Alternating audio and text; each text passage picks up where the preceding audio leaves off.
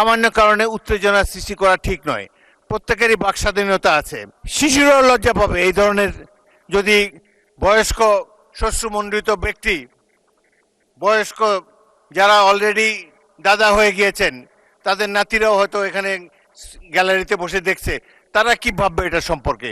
আরেকটি জিনিস হলো, সংসদের স্পিকার যখন দাঁড়ায় তখন এটি অবশ্য কর্তব্য সবাই এখানে বসে পড়বেন।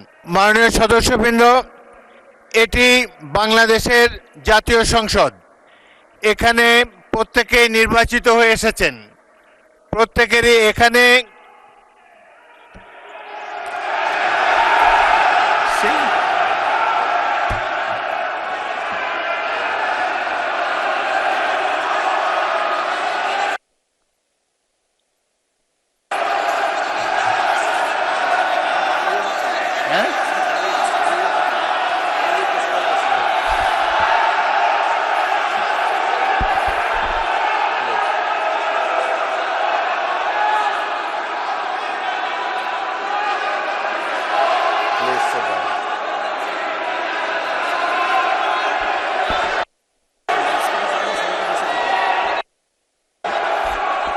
মাননীয় সদস্যবৃন্দ,